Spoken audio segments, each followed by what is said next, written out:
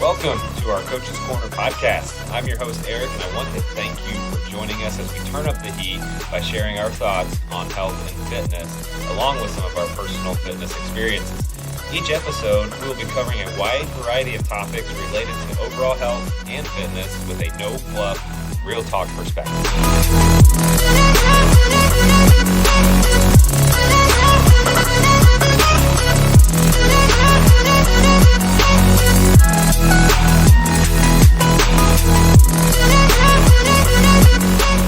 Welcome, everyone, to our next episode of Coach's Corner, Building Habits, Small Wins Lead to Success. This topic is broad and can go in many directions, but our goal today is to focus on specifics and, of course, be as real and raw as possible. We will be defining habits, both good and bad, while discussing true actionable steps you can take that lead to successful behavior change. I'm your host, Dana, and I also have hosts Amy and Eric here with me today. Hey, guys. Hey, what's up, guys? Our special guest this episode comes to us all the way from sunny San Diego, California. Welcome, Well at Humana fitness coach, Nicole Zarita. Hey, everyone. Nicole, thanks for joining us today. Thank you for having me. Yeah, so before we get started on the most popular portion of our segment, which is rapid fire questions with Amy, we're going to get to know Nicole a little bit better. So Nicole actually has her bachelor's degree in kinesiology with an emphasis in fitness specialist. Before moving to Kentucky, she worked at the YMCA of San Diego for 7 years as a cycling instructor, wellness coach, and personal trainer. Finding fitness in high school and learning through the years, she has had her fair share of ups and downs, but appreciates the journey to self-improvement. Although I'm sure she definitely misses the beach and the mountain, she loves going for many hikes in Louisville, reading, and spending time with, I've seen this baby, her precious new baby niece. So thanks, Nicole, for being here. Amy, are you ready? I'm ready. Nicole, are you ready? I hope I'm ready. All right. I love this part. It's my favorite. So I'm going to ask you, I got 10 questions today. I'm going to ask you really quick, and I just want you to give me quick answers. No pausing, no just go for it. All right. Are you ready? I'm ready. All right. Favorite color? Blue. Favorite exercise? Squats. Hair up or down? Down. Favorite brand of leggings? Lulu. Favorite pastime outside of working out? Pastime. Oh. Rollerblading. Oh, Yes. I didn't know that about you. Nice. All right. Favorite summer drink? Kool-Aid. Biggest workout myth you've heard? That muscle makes women bulky. There, All right, love girl. it. Yes, girl. Favorite place you've ever traveled to? Thailand. Oh, Nice. shoot. If you could be or do anything you wanted, what would that look like? In a short answer. Someone who makes a lot of money and can travel. Yes, queen. One habit you do every day to get you going. Wake up early. Oh, love that. At least I'm trying. I feel like that's a really Nice. hard one. Nice. That That's would what I not be got. mine. That's not mine. That's mine. I like getting up early. You both do really good at that. All right. I learned some things about It's a Nicole work with in those. progress. So, guys, building habits, small wins lead to success. This is a really broad topic, but we're going to look to narrow it down. So, per usual, we're not really going for the subtle entrance. We don't really do that here. We're going to jump right in. So, Nicole, right out of the gate, what is actually even considered a habit? Well, the standard definition of a habit is just a small action or a decision you make on a daily basis. So it's just repeated actions that create your normal day-to-day, and then they're ingrained in you. I know we think of habits as really complex, but they're pretty simple if you think about it. Like, we brush our teeth, we're addicted to our phone, so we see our phone every single day. We see it, the light up, and we, text and things like that. But it's essentially actions that you do every day that create a summary in your life. It creates a lifestyle, and it determines your mindset and behavior, your health and happiness. So there's different types of habits, but it's literally just an action that you do on a daily basis that at the end of the day you don't really think about once it becomes ingrained in you. I think it's interesting because always, like, this is a fitness podcast. So all the time in the fitness world, it's talked about, like, you have to make a lifestyle change. You have to create new healthy habits. They have different things that they use in marketing towards fitness. 100%. 21-day fix, things like that. So my question is, can we get kind of granular here and talk about how long does it take to actually even build a habit? And do they have scientific proof of this? Yeah, that's a really good question. It's funny you say 21-day fix because we hear those numbers a lot. The research does vary. Like you'll see a lot of like 21 days, 30 days, 60 days, and the new one is 66 days. You'll see in research, which is true, but it really does vary on the person. So like when it comes to marketing, people put those numbers because it's very tangible, and people, if I stick to something for 30 days, like nutrition or fitness, like I'm gonna now forever have that habit ingrained in me. However, the answer really is that a habit takes forever. It sounds kind of weird, but the minute that you stop making something a regular part of your day, then the habit is gone. So it's constant need to improve yourself and to think about it on a daily basis. I mean, if you are a person that loves to work out, but then you go like 3 months without working out, I highly doubt you're going to go back to being the everyday workout person just like that. It's something that you have to think about. So the answer that no one wants to hear is that it takes forever to have a habit, but in saying that, it's more just it takes forever to keep building the habit on a daily basis. It's not like after 21 days and like now I don't have to think about it. You'll have to think about it on some level. So I know that's not the answer everyone wants to hear. Do you think it gets easier after 21 days? You think that's where they get that number from? Yeah, I was just kind of thinking that too. It's like if it's a habit, but it becomes to the point where you do it without having to think about it, is it still a habit? Like you just said, though, you still have to somewhat think about it. I think every always day. I think the 21 it gets easier, but I think also to Nicole's point is like it always has to be a choice. Like the choice has to be made. I mean, you do have to get in the car, drive to the gym, do the workout every day. That's not going to go on autopilot, like biting your nails. And or there's something like there's that. different types of habits. It's like so have you ever heard anyone say like they get to a place that's usually really early in the morning and they're like, I don't even know how I got here. Mm-hmm. Like the driving piece, that's instinctual. Like put your foot on the gas and press the gas, and you've gone here every single day. So that's more like autopilot type of thing. But I think in fitness, like you still have to make the choice, what we talk about all the time, to turn into the gym. You know, we're going back to me just passing by. Like you still have to make a choice. So even if it is a habit, like working out is a habit for me, I still have to make the choice to actually like do it. Yeah. So, but on the flip side, and you may not even have this answer, and it's okay if you're like, don't have it. But if it takes a certain amount of time to build a positive habit, which I mean, you can build a bad habit too. Oh, but definitely. like, how long does it take to break a habit?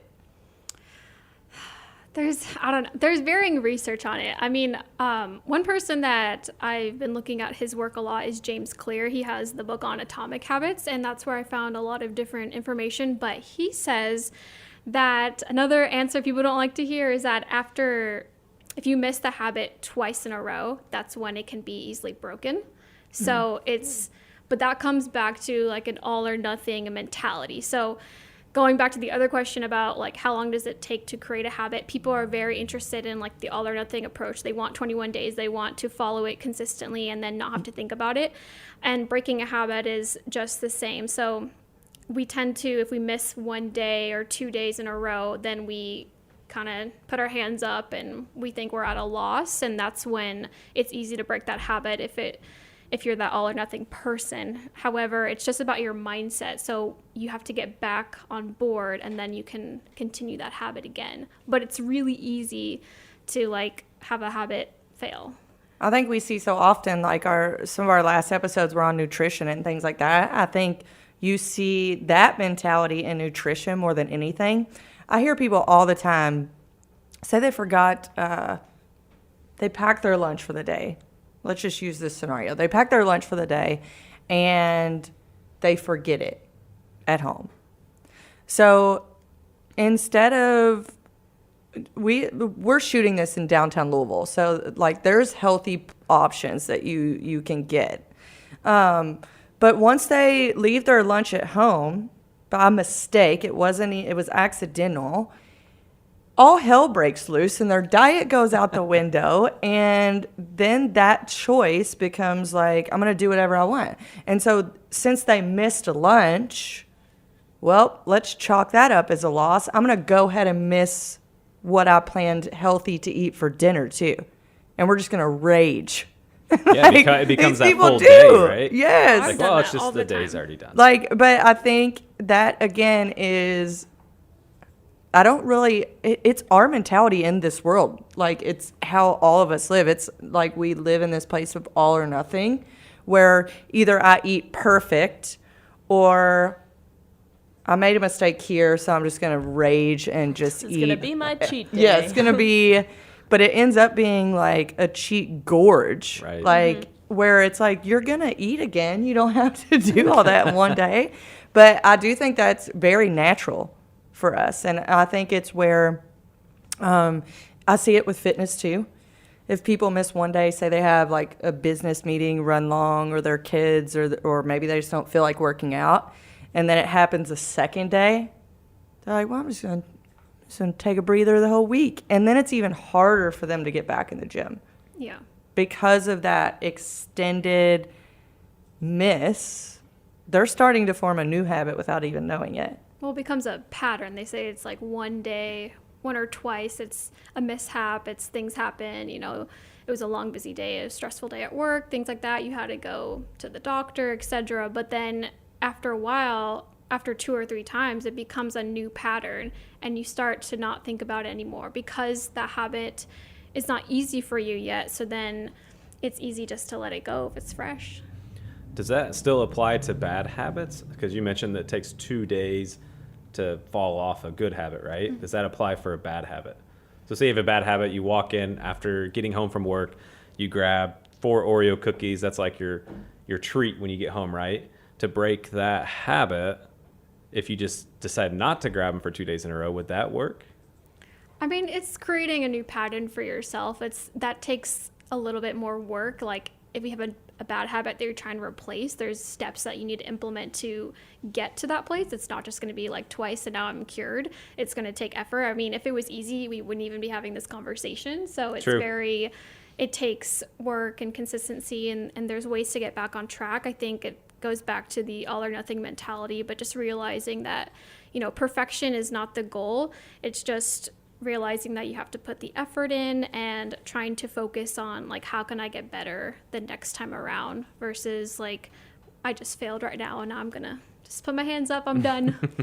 So and this again may be a question that we don't specifically have a lot of scientific research on. You may have found some, but it may be a lot of opinion based and what you have seen when working specifically with clients in the world of health and fitness, because that is what we're talking about today.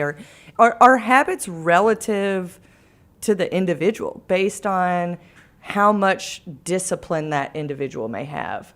So you often see individuals that, quite frankly, they're just more disciplined than the person sitting next to them.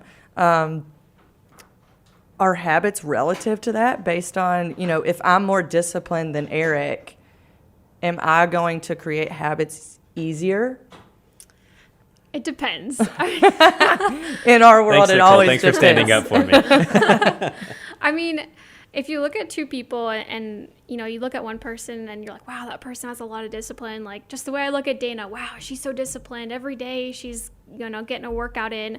But you also don't know like what struggle that you have in another area, whether that's fitness or health. So like it seems like this person is very disciplined, but everyone has their struggles. So it's better just to focus on you and realize that you are capable. Don't label yourself as someone who doesn't have discipline, because you create discipline within yourself the more that you try to implement a habit. So it's going to look different for everyone, but I would say don't default to, oh my gosh, this person is so disciplined, I can't get there yet. It's going to be harder for me. Well, it might just be just as hard for them, but it just looks different, and you don't know what they're going through in their head when they pass the gym. Or Yeah, when they're going. when they're just driving right Can past. it the also gym. come into play how bad someone wants something? Like if you want it bad enough, can you overcome maybe previous tendencies to not do things? I think we actually do talk about a why later, but do you think that you can want something bad enough to work hard, or I think it depends on like what area of your life you're in, like at that time, like, and we'll talk about mindset moving forward, but I absolutely think so. Like if you're in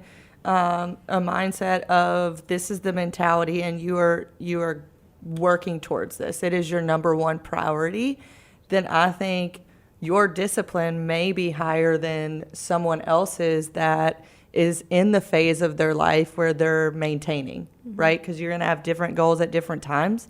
And I like what you said about on the comparison stuff. A lot of times when we compare, we think we're comparing apples to apples.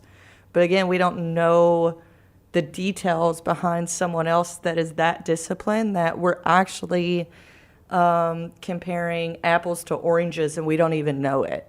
That goes back to what we talked about a couple of episodes ago. When you see all the stuff, social media, you don't know the backstory of those people that are shredded, that have this and that are models, right? Yeah, and like So we don't know any of that. Yeah, so I think it's the same thing on that. But I think Amy has a good point, though, is like how well you adhere to like maybe a healthy lifestyle, maybe where you are at mentally too. And we're going to get to that a little bit more and how bad you actually want that change or want to follow through with that habit.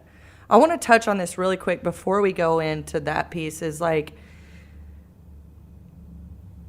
we have habits, but then we have addiction. Like, Deep. and it's going to get a little spicy, and then we're going to, like, make a hard right turn to some goal-setting pieces. But what is the difference there? I mean, they can both be good and bad. You can be addicted to good things. You can be addicted to bad things. But what is scientifically, like, the main difference in a habit and addiction? Well, habits and addictions, they start off the same. So they start off by trying to create a pattern in your life, whether you're intentionally doing it or it just kind of happens. But the main difference is that addiction is something that you can't control and it's causing harm to yourself. So you can be addicted, like for the sake of this podcast, to fitness. You could be addicted to working out and think about it so often, and working out is so good for you. But since you're addicted to it, it's probably causing harm in other areas of your life. Maybe you're overworking. Now you might be more susceptible to injury, or you're just thinking about it all the time. You're posting on social media. Your mental health is getting a little fuzzy, and it's not becoming this good habit. Whereas a habit is intentional, an addiction is now you feel out of control. There's like a neurological pull to this action that you no longer can get, and you need to just keep fighting to get it all the time, and you never feel fulfilled without it. So a habit is a choice, and you're trying to think about it more fully. You know that if you didn't want to do the habit, you know that you can just easily stop it and it's no problem. You might feel a little bit down on it, but at the end of the day, you're gonna wake up and you're okay. Whereas an addiction, you're, oh my gosh, I can't go a day without working out. I'm going to go crazy. And that happens to a lot of people. I mean, I feel like even just with my own journey, when I was in high school, I started working out. I joined the cross country team. I went to like from 130 pounds to 100 pounds, like super skinny. I mean, I wasn't eating enough because I was so addicted to like how I looked, and it just became more and more and more. And it became this unhealthy addiction. Whereas sometimes people think addiction is just to drugs or alcohol or something like that. But it became a habit at first, and then it spiraled out of control. So I knew it was an addiction because I would literally like cry if I could not get a workout. I'd feel like out of control. I'd feel like I couldn't do anything else. And if I missed a workout, it's done. I have to make up for it twice. So a habit is trying to be the balance in between of that. I think that's interesting because I think a lot of people go that way, and it never intends to. They're looking to build healthy habits by saying, you know, I'm going to go to the gym 3 days a week. That's a very healthy habit. Even going to the gym 5 days a week can still be a healthy habit, but there is a line where that can become an addiction. It's a good addiction, you think, from the realm of like physical But I think what happens is it transcends into the mental piece when it becomes like, I have to work out or this When it's or all that. consuming. Yeah, You I can't love that enjoy other self-awareness things. piece. Yeah, where you just at some point it is causing a problem in other areas, and it's usually, I would say, your mental health before your physical. Yeah. But then it's always like, I have to work out 5 days a week, or I'm not this. I need to do this, or I'm not that. And then when you don't do that, there's like a panic of I'm not doing enough. I'm not being enough. Yeah. Where more a habit is, you have a healthy habit of like hitting the gym 4 days a week. I know it's so hard for us in every aspect because we always say like moderation is key. And literally that's in everything in your life. Like, I know we're going to bring this back. We did it before we went to a true podcast, but we talked about hustle culture prior, about these people that are just like 3 hours of sleep. You got to work all the time, whatever. Like they can have that because like, I want some piece of my life that's enjoyable. And the same for like, health, wellness is like excessive amounts of too much is never a good thing. It doesn't matter if it's cheeseburgers or exercise. At some point, something is going to come barreling down, whether it's your mental health, physical health, emotional health. Excess in anything is never really a good thing. I guess it depends on what you're talking about. Is excess money a bad thing? Maybe. Depends what you I do don't with know. it. I don't have it, so I don't know. But where we wanted to go with this, Nicole, is like, so how do you make a healthy lifestyle like really a habit? Or how do you replace, maybe somebody is in a really negative space right now with their health. So how do they replace a negative habit with a new positive behavior? Like, how does that even transpire? Well, I think it's like what you said, like moderation is key. It is. You really need to start simple. I mean, you need to be in a place where you're ready and willing to change and know that it's going to take some work, but it's also starting small. So we want to track our habits. So we don't want it to be like 10 habits that we're tracking all the time. We're going to get stressed out. We're going to give up super easily. So I usually start with 1 or 2 big habits that you're trying to implement and 1 or 2 that you're also trying to take away. So maybe 2 to 4 habits that you're trying to change. But you want to see it visually, and you want to realize that you need to take maybe an hour out of your week to write it physically down in a notebook. So I want to work out 3 times a week, and I want to limit my Netflix to just a couple days a week, something like that. But you want to write it down and check off as you go. So it's really important that you physically see the check marks or the X's, whatever you do, on a calendar, on a notebook, and start there so that you can see your progress.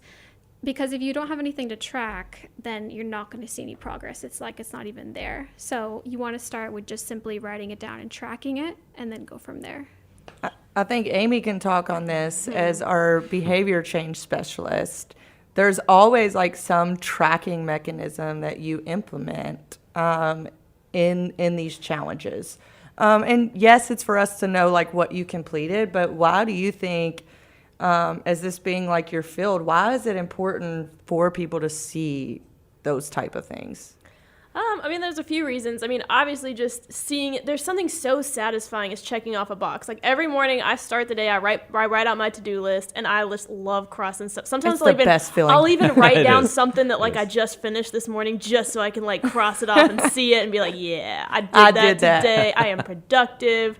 There's a mental thing. I was like reading an article about it. It's called like Don't Break the Chain.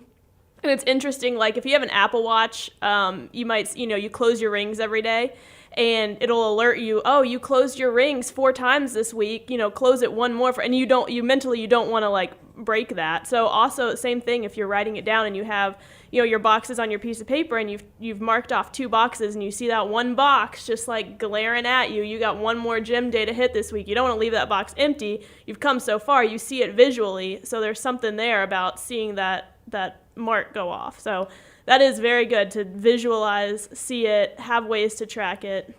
It's immediate gratification. Like in our world, we need that, but even with habits, we do need that. And I feel like, just being honest, like because I came from a very like strict, like addictive, like fitness background in high school, like especially in my early 20s, and that's when your brain is forming and everything. Like I have been a person who went the other way and was completely moderation is key. Like you don't always need to track, be very holistic, just like meditate, Feel it out, and listen to your and body. everything. How do you feel? But now I feel like I'm getting older, things aren't the same. I'm like, wow, actually maybe I should be tracking something a little bit more. Maybe I need to be more disciplined in, because now I can see the progress I'm making. I need to see the numbers. I need to see how many workouts I've done.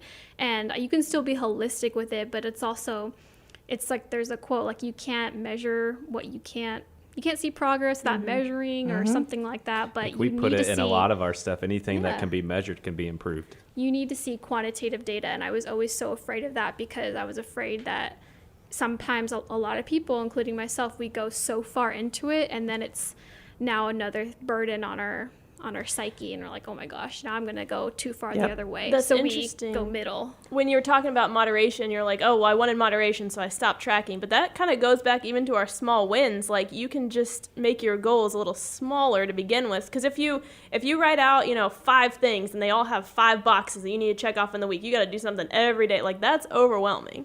But you can still track and make progress. If you're not going to the gym at all, and that's something that you want to do, put 1 or 2 boxes on there to start checking off. And, after 2 weeks of that, be like, I have the confidence to add another box on there and get closer to my goal. You don't have to start off with all 5 or 7 boxes or whatever, so you can still track and have moderation in there. That's perfect. I think that's where we usually set ourselves up to fail. We talk about that all the time. That's never our intention, but we always put so much on our plate at one time.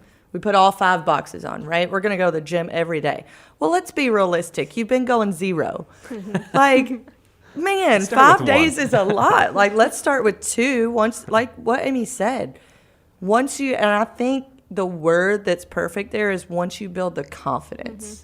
It's like knowing I can, something I used to always ask people in consults is when we be talking about anything, it doesn't matter if it's workouts, nutrition, mental health, anything, I would say to them, how many times a week can you commit to this? And it was very specific. I wanted a very specific number. Is it 1? Is it 2? Is it 3? And just by asking them that question, it was like they needed to give me a specific answer, and I wanted to know, like, what can you truly commit yourself to? And once it was, okay, I can do 2 days, it's, oh, I know what 2 days looks like. Like, I'm accomplishing it. Now I can go 3 days. So it's pretty much exactly what you said on being able to go that route. So next we're going into small wins, right? So we talked about habits, and we talked about building small wins over time. So when working towards a goal, why do you feel like small wins are important, Nicole? Why are we emphasizing small wins? Because everyone wants a big win. We don't want a small win. But why are they important?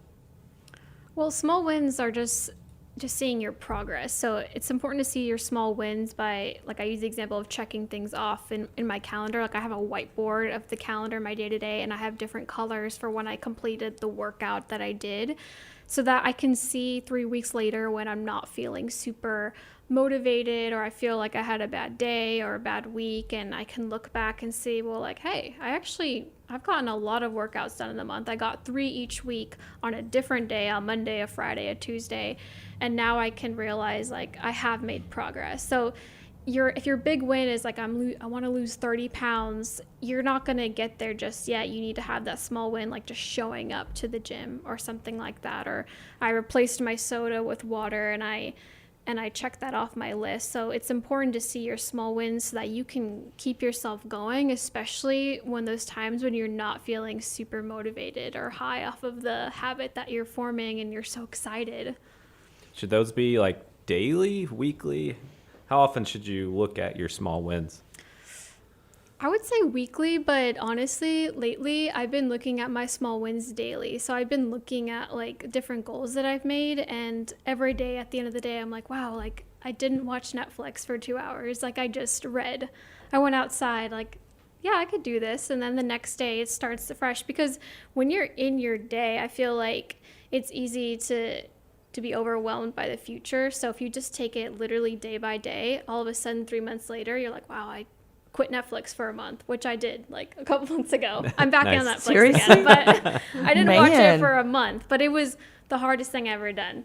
It was just like not having the habit of just sitting in my bed after a day of work or before bed. That would be so hard for me to do. I'm just like, it is a piece that is very relaxing to me for some reason. So there was periods in my life where, if you know me, even if you don't, you just hear me, you can probably tell I'm a pretty intense person. So that's an understatement. But so it's like one of the times that I can just like let go and just let be, and it's something that's like really enjoyable for me. So for the longest time, I was just reading all the time, or I'd work out and then I'd read some more, and I'd work when I was at home. So I would literally get up early in the morning.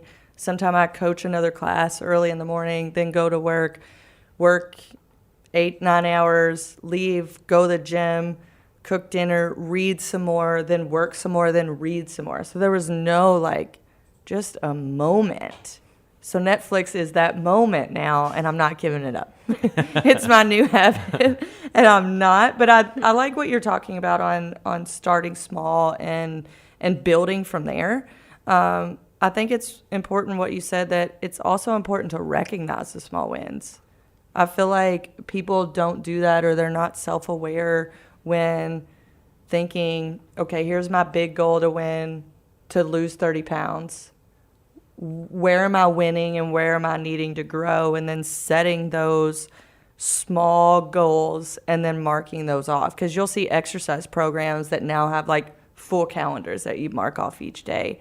I want to know, what's considered a small win in your day-to-day?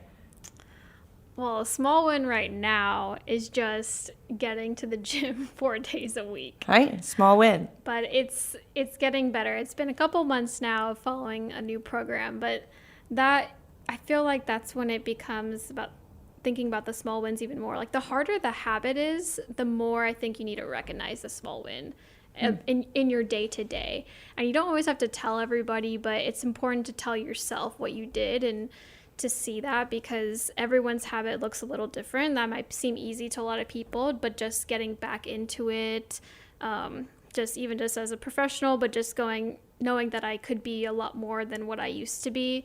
It is hard to do 4 days, but I know that it's a little win for myself, where it doesn't maybe look like a win for someone else. Do you think people need to have this bigger visualization or picture in order to recognize the small wins? Yeah, I think they need to realize that it's contributing to a bigger goal. Like, I think you need to visualize why this is important for you and what would happen if you stop doing it. What are the negative outcomes? What are the positive outcomes of stopping it? And realize like which outweighs it. And you need to see like what it is, because exercising 4 days a week, that takes time out of your day. So now that's time taken away from other priorities in your life. And is this a priority for you? And know that it's going to, take that time away from spending time with family. You hear all those people saying, oh, you need to have a big enough goal for the journey to be worth it. Or you hear others saying, no, don't do that. Just get the small chunks along the way. So I think you need to have an overall big goal, but it doesn't have to be the most outstanding goal in the world. I like what you said about like, and this is usually a straight up question, like, is it a priority to you? yeah. And like, that's oftentimes like a really hard question to ask someone directly. And it's also a question that's hard to answer honestly about yourself, right?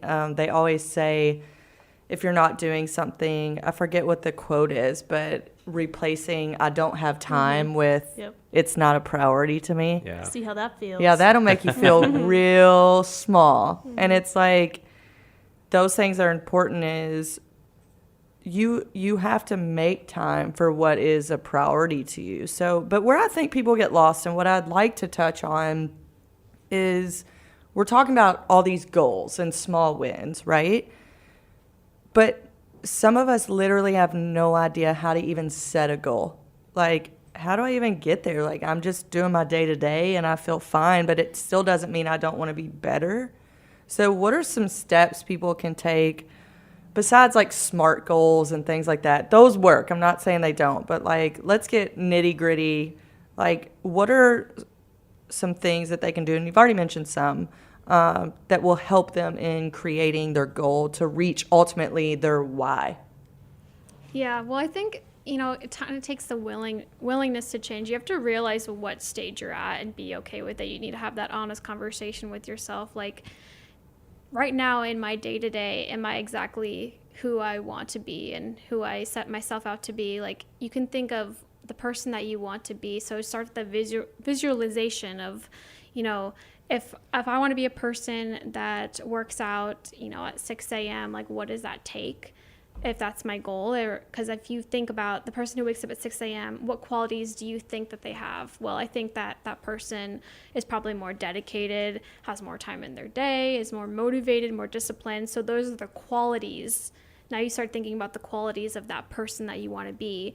And then you start thinking about like how to create goals within that. So I think it's starting with just what kind of person do you want to be?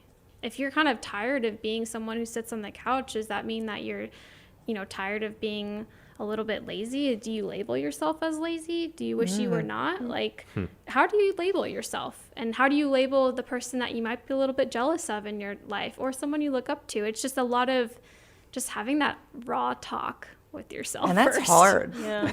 Like, that is so hard to be honest with yourself, to just be like, but oftentimes, like, I feel like people are honest towards themselves, but it's like self-harming talk, right? It's what Amy's talked about before. Like, why can't you be the person that works out 3 times a week? Why can't you be the person that you'll hear all the time? Well, like, I'm just not a morning workout person. Why?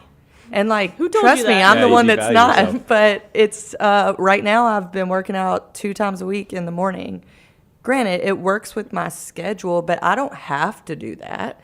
I feel better when I work out at night, but I'm not going to be the person that says I am not this person.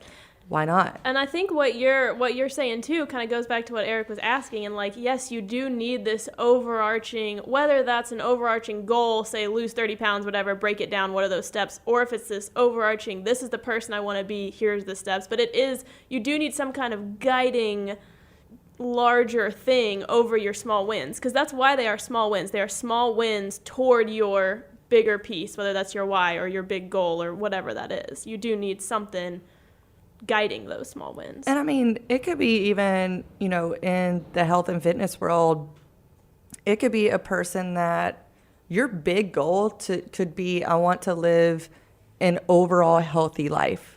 Okay, that's the primary. It's not lose 30 pounds, but then you have to like start to break it down into subcategories. What does that look like? What does that Right. look like for you? And I love that you mentioned visualizing your success. I'm like huge on manifesting. Like, Yeah. what you put out into the world, you are getting back. So if you are constantly saying, I'm not this individual, Amy is more dedicated than I am. Well, maybe she is right now by her actions, but you could do those actions too. And I think it's like putting yourself in these subcategories that limit you from, no one's told you that. You are Even if limiting people have yourself. told you that, why Yeah. do you let that get? Why do you let someone else tell you what kind of person you are? Or if you were raised a certain way and you only saw your parents sitting on the couch, so you're just like, that's not for me. Like, that's just not in my family. Like, that's, whatever. Why? Why not? Just I change heard, it. I heard You something can. the other day from a friend that said, like, someone told them that it was with a job thing, but they didn't think that they could handle this situation and rise to that occasion to be able to handle that.